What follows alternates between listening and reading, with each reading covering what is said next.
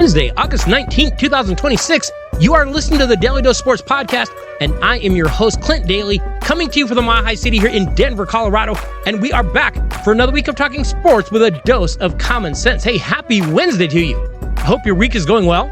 You are now halfway to another weekend. That's always a good thing. I hope you, your family, your friends, everyone in your world is staying strong and healthy right now.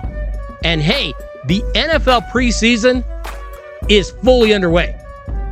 And it's interesting because we have already seen some things taking place. I mean, the Buffalo Bills built a brand new, massive, beautiful new stadium. And then they put like two 19-inch televisions up for scoreboards. I don't understand it. Did Michael Scott actually hang that big screen TV up there? The Cleveland Browns quarterback competition, well, I'll be honest, it looks a little bit like a dumpster fire.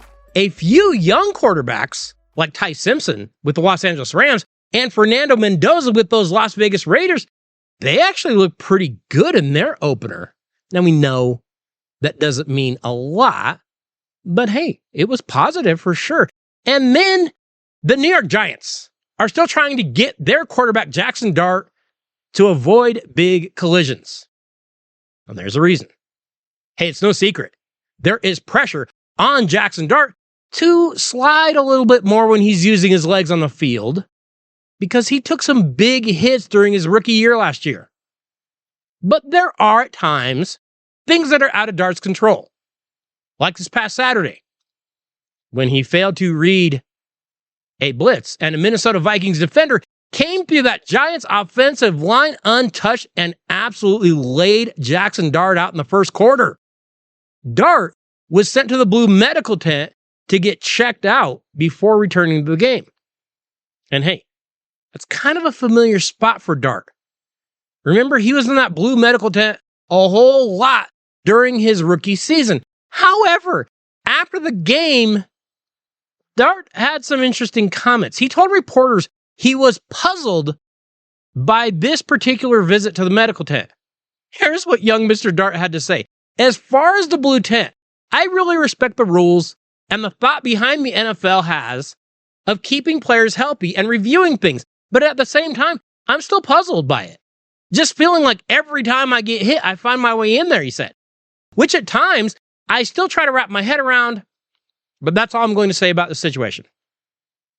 Okay, let me see if I have this straight. I know that sometimes I can be easily confused, but the guy that keeps getting hit in his head is confused about why people are concerned that he keeps getting hit in his head. Jackson Dart thinks having his head examined is a wacky idea. Hey, I like Jackson Dart. I think he's actually a big-time talent. And also, if I'm a New York Giants fan, I'm starting to get really, really worried because not only does my quarterback seem to be unable to read a quarterback blitz, but he also seems to be unaware that his melon getting dense and it could cause long-term issues. That would be a big, big concern, at least to me. Hey, today on The Dose, we are continuing to get ready for the coming football season that is now coming really, really fast. And we're going to be taking a look at some of the best matchups that we cannot wait for. I'm telling you, we have some games coming that are going to be huge. Plus, our Daly Dose Top 5 is going to be taking a look at some of the most hated people in college football history a little bit later. Make sure you stick around for that. But first, we do have a little sports news to discuss. And no, it will not be about that WNBA. I told you, I'm done with that league, at least for a little while. And I meant it, at least until they draft a couple of people that I want to see join the league. But I actually want to talk a little NBA news today, because just over a year after buying the Los Angeles Lakers, one of the iconic franchises in all of sports, for $10 billion, Mark Walter turned around last week and agreed to sell the team again. He sold it to Bob Iger, the former Disney CEO, and Joshua Kushner at a $12.5 billion price tag. Hey, he bought it and made $2.5 billion off of it. According to sources, the deal came together quickly, with the idea of it being broached just a couple of weeks ago. The deal is for Walter's shares in the Lakers and does not affect his ownership of the Dodgers or, oops, I talked some WNBA. Now, Iger, of course, served as Disney's top executive twice. He stepped away in March. Kushner is the brother of President Donald Trump's son-in-law, Jared, and he also has a minority share in the Miami Heat, which he will have to sell. Here's a couple things I want you to keep in mind concerning Bob Iger now owning the Los Angeles Lakers.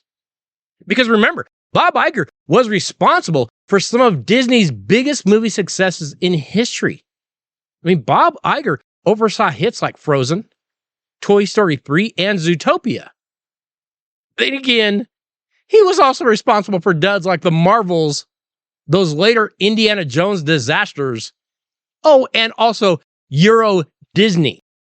Hey, this isn't a home run.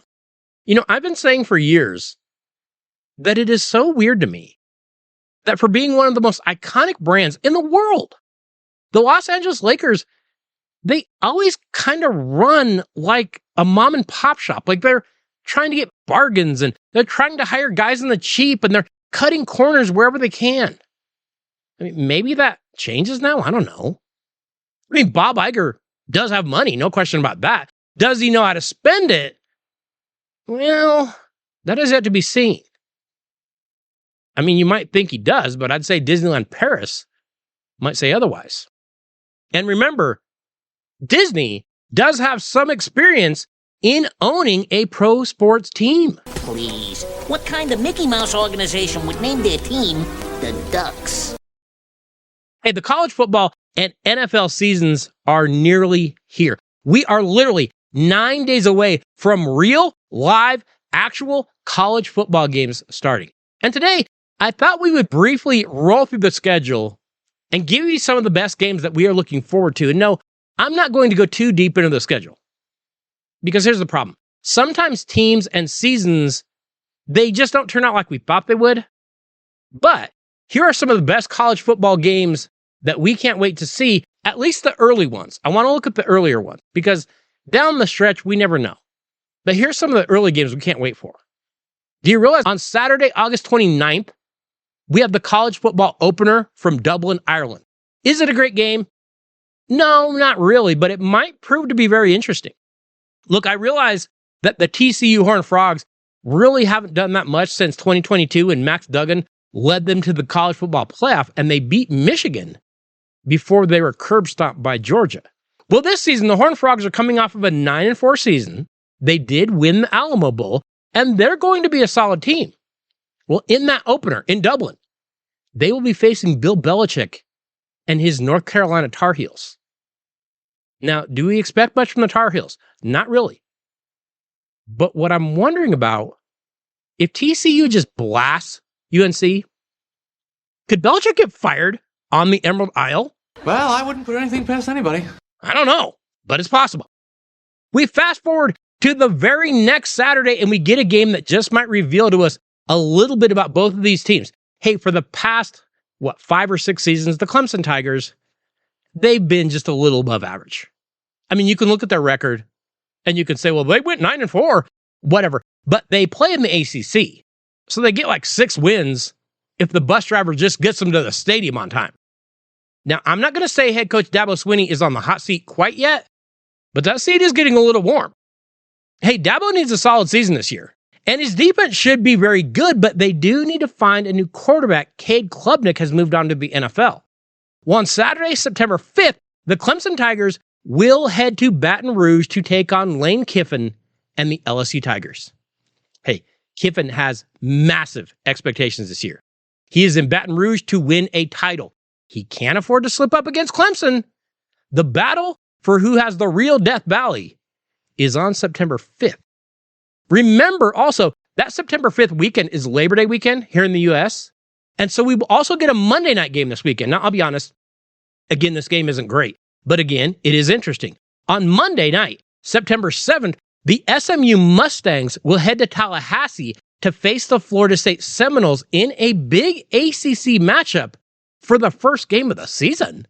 SMU head coach Rhett Lashley, he took over for Sonny Dykes back in 2022, and he has had the Mustangs in 4 bowl games in a row now. He does have more turnover this year. But if his quarterback Kevin Jennings is healthy, the Mustangs can contend for the ACC title. Meanwhile, Florida State is in dire circumstances. Head coach Mike Norvell, he can't sit down on his seat right now. It's too red hot. Since going 13-0 and then losing quarterback Jordan Travis before their bowl game in 2023, the Seminoles have gone 7-17. Yeah, who's going to win this one? And more importantly, who's going to lose this one? We move to the Saturday of September 12th, and we get a few massive games in the college football landscape. First off, that morning, the Oklahoma Sooners will go to Ann Arbor to face the Michigan Wolverines. Remember, last year, Oklahoma was rolling until quarterback John Mateer suffered that hand injury. Hey, head coach Brett Venables, he went back to calling his own defenses last year, and it seemed to help. The Sooners were pretty good. Now, they do have a nasty schedule this year, but Oklahoma's going to be tough. They go on September 12th to Michigan to face a Wolverines team that is being completely rebuilt by new but veteran head coach Kyle Whittingham, who goes to Michigan after 20-plus years at Utah. And his cupboard isn't completely bare. Whittingham inherits talented sophomore quarterback Bryce Underwood, and Whittingham will put Underwood in way better situations to be successful. This is a really good SEC versus Big Ten matchup, but we're not done. Because also on September 12th, we get another monster SEC versus Big Ten matchup that night when the Ohio State Buckeyes go to Austin to take on the Texas Longhorns. Ohio State will start the season as the number one team in the country. They have quarterback Julian Sayin. They have wide receiver Jeremiah Smith, who honestly, he might be the best player in the country. And Texas isn't going to be a pushover. Head coach Steve Sarkisian, he seemed to start to figure out how to make young quarterback Arch Manning a little more successful down the stretch last year. The defense from Texas is going to be very good. That front is talented. Manning should have more help on offense. Hey, we get two great matchups on September 12th. On September 19th, we get a game that is going to give bitter rivalry a whole new meaning. Because last season, Lane Kiffin led the Ole Miss Rebels to an 11-1 record and a college football playoff berth for the first time in school history. However, prior to those playoffs, the Louisiana State job opened up and Kiffin bailed on his playoff team to go to LSU. Well, on September 19th, Kiffin returns to the scene of the crime, and I promise you that the Rebels are going to do their best to make Lane Kiffin's return as miserable as possible. Ole Miss quarterback Trinidad Chambliss is very dangerous. That Ole Miss defense could be very solid. LSU brings new quarterback Arizona State transfer Sam Levitt in, and a tight end in Trades Green that has NFL scouts very excited. I can't wait to watch this game. This is going to be bitter.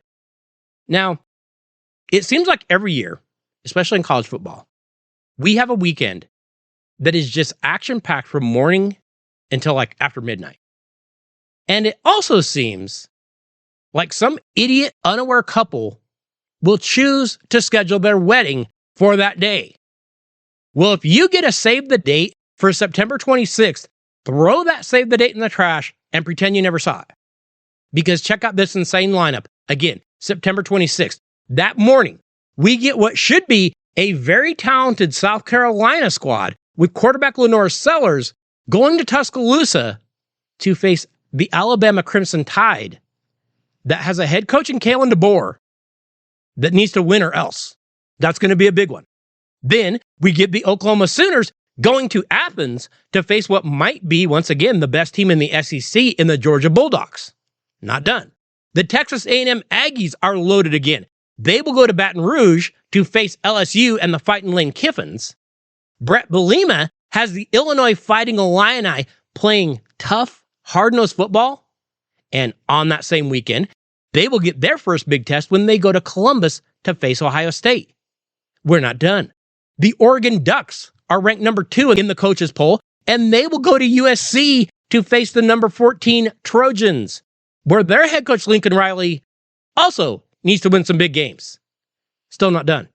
Finally, we get Arch Manning and the Texas Longhorns going to Knoxville to face a Tennessee Volunteer team that is going to be looking to get back on track after a bit of a step backward last year. I'm telling you, clear your calendar for September 26th and do not plan on leaving that couch. Now, like I said, I don't want to go too far into the college football schedule because if a team slips early, then they kind of fall apart late and they may not look like anywhere near what we thought they would when the season started. But there are some more games that we should keep in mind.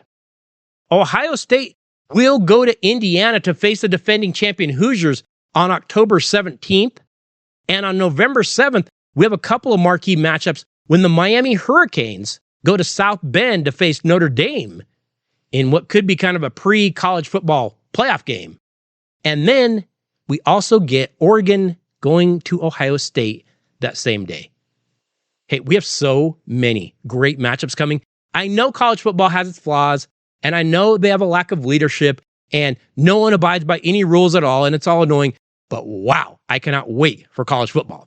But hey, it isn't just in college football. The National Football League has some games too that are going to be must-see TV. Just like in the college game, like I said, I don't want to go too late because sometimes the team will slip up and get injured or whatever, and it'll kind of fall apart. But check out a few of the interesting early games we have to look forward to. And of course, we start out with the opener this year. And remember, the opener this year is not on Thursday. It's on Wednesday night, September 9th. We have a Super Bowl 60 rematch as the New England Patriots go to Seattle to face the Seahawks. Have the Patriots upgraded that offensive line that was such a sieve in the Super Bowl? Can Sam Darnold get back to the form he played out last year? And will losses for the Seahawks, like Super Bowl MVP running back Kenneth Walker, impact the Seahawks? This is a fun start to the season. Then we do also get a game on Thursday night, September 10th. And we get another good one as the San Francisco 49ers and Los Angeles Rams will square off in a big NFC West matchup that will be being played in Melbourne, Australia. Now, the Niners already have a few questions going into the season with injuries, not just to players, but also to their coach. But they're not going to go away. And the Rams are the Vegas odds favorite to win the Super Bowl this season. So that Thursday night game is going to be fun too. In week 3, we get 2 more fun games as the Los Angeles Chargers will be hoping to stay healthy for a change when they go to Buffalo. And then we get a Sunday night game that some people are claiming could be a Super Bowl preview when the Los Angeles Rams come to Denver to face my Broncos. Now, I'm going to hold off on saying the Broncos are a legit Super Bowl contender because I need to see Bo Nix be 100%. And they have such a tough schedule to start. But Chargers versus Buffalo in week 3, and then Rams versus Broncos, oh yeah, those are going to be fun. Okay, like I said, I'm not going to go too deep into the late NFL schedule, but I want to go briefly over the holiday games, and wow, do we have a full slate of holiday NFL games this year. The NFL is just taking over. They are just dominating every other sports league in this country. Not content to just own Thanksgiving Day, this year, we also get an NFL game the night before Thanksgiving on a Wednesday night when you're thawing out that turkey and drinking wine in anticipation of hanging out with your family. We get the Green Bay Packers going to LA to play the Rams. Hey, after losing to the Bears in the wildcard round, you would think the Packers need a pretty big season. Then on Thanksgiving Day, we have, at least right now in August, what looks like it could be the best Thanksgiving Day lineup that we've had in years. And I realize those things can change, but it sure looks good right now. The early morning game has the Chicago Bears going to Detroit to face the Lions in a big NFC North matchup.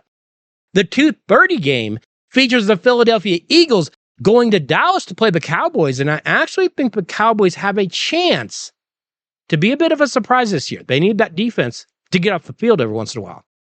And then the primetime game, Thanksgiving night, will have Patrick Mahomes and the Kansas City Chiefs going to Buffalo to play those Bills. Hey, I know at least one or two of those teams could fade, but that does look like a strong lineup this year.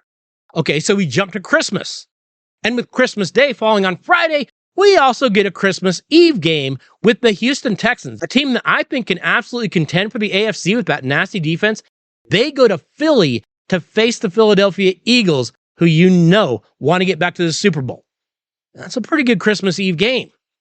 And then on Christmas Day, the NFL said, hey, NBA, you better move your season to the summer or something, because we're just going to completely destroy you on Christmas Day. First, we get an NFC North matchup at 11 a.m. when the Packers play the Bears in a rematch of their playoff game. Then at 2:30, we get another playoff rematch when the Buffalo Bills come to Denver, where they lost to the Broncos last year in that divisional round shootout thriller. And we're still not done, because on Christmas night at 6:15, we get one more playoff rematch as the LA Rams go to play the Seattle Seahawks in an NFC Championship rematch. Hey, NBA, move your schedule to after March Madness or something, because the nation is going to be absolutely glued to that NFL lineup on Christmas Day. Now, as we do so many weeks here at the Daly Dose, we need to get over to our Daly Dose Top 5.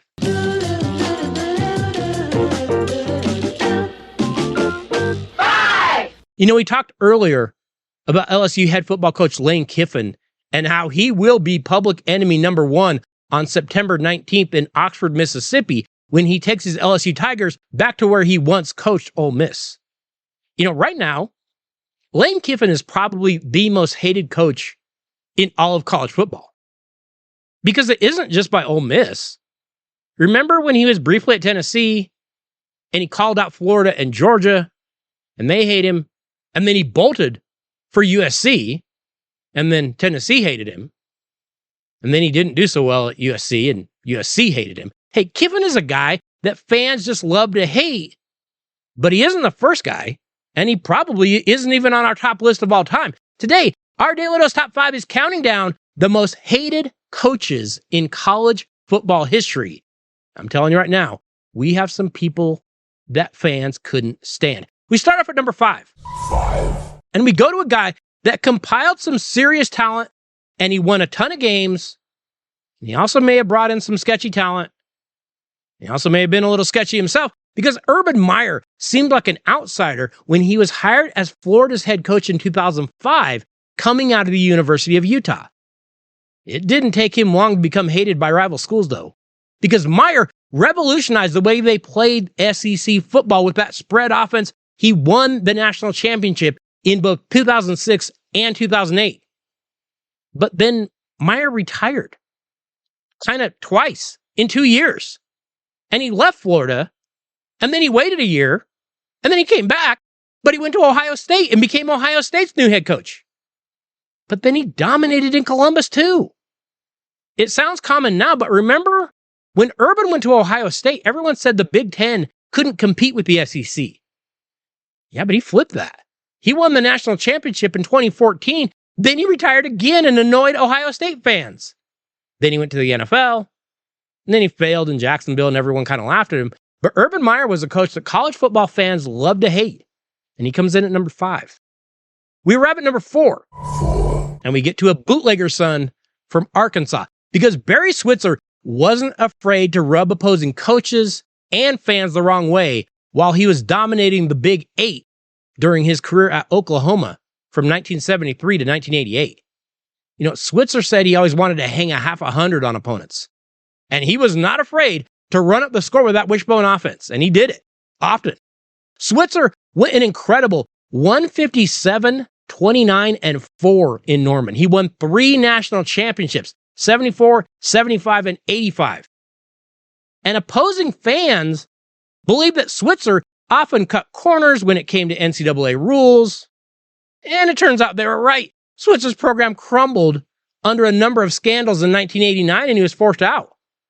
But he would eventually resurface in Dallas and coach the Dallas Cowboys for 4 years, from 94 to 97.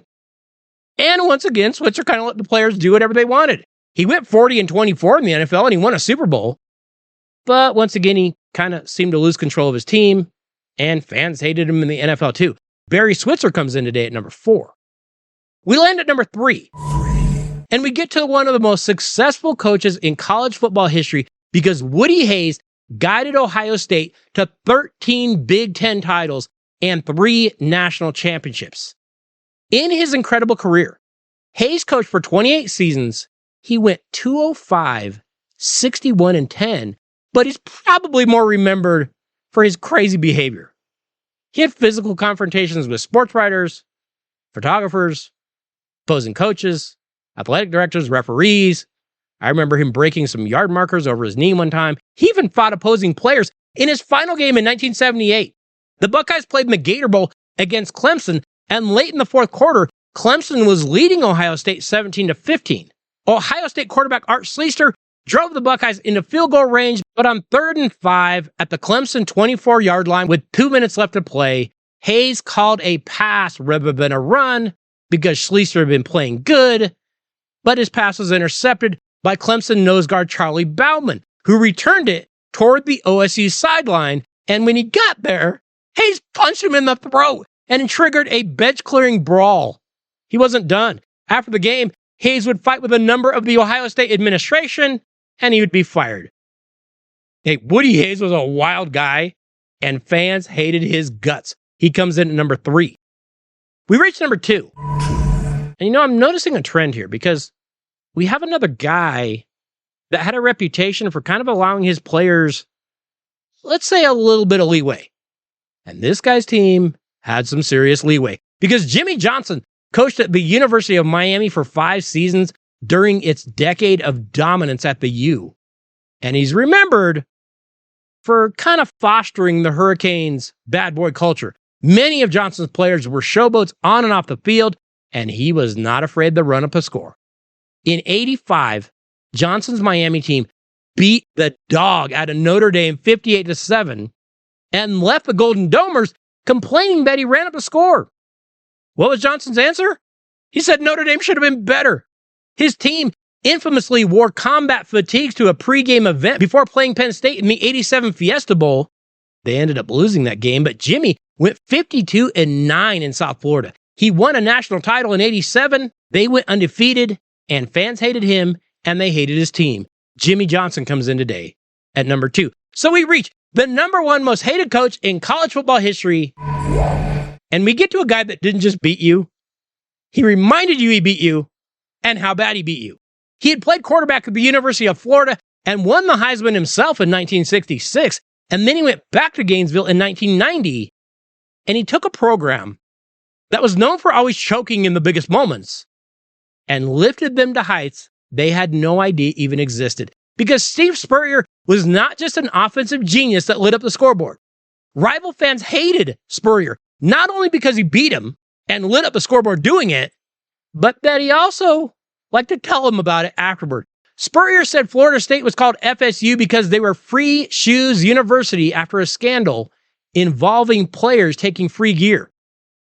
He told Tennessee, you can't spell Citrus Bowl without UT. He said the University of Auburn had a fire in their library and some of their books weren't even colored in yet. Steve Spurrier went 122, 27-1 at the University of Florida, and he led the Gators to a national title against their biggest rival, Free Shoes University, no less. But man, people hated him. Hey, what do all these guys have in common?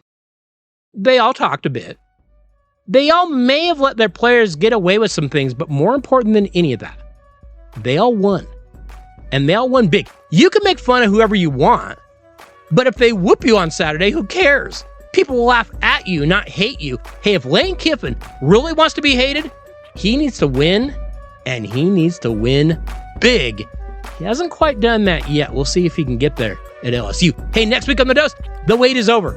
We will be bringing you the official Daly Dose college football preview. We will look at each conference. We will make our picks. We will tell you who's going to be in that college football playoff. Trust me, you will not want to miss it. Plus, we'll keep you up to date on all that is going on in the world of sports. So be sure you tune into The Dose, and be sure you let a friend know to do the same. Hey, I want to say thank you to each and every one of you for listening to the Daily Dose every week. Thank you for the emails. Thank you for the texts. Thank you for the tweets. But more than anything, thank you for sharing the show, for sharing the videos, for sharing the articles we put out with someone that you know. We absolutely love it when you do that. I have to say thank you to Janice P. Could not do any of this without you. I will see you all next Wednesday. Have a great week, everybody.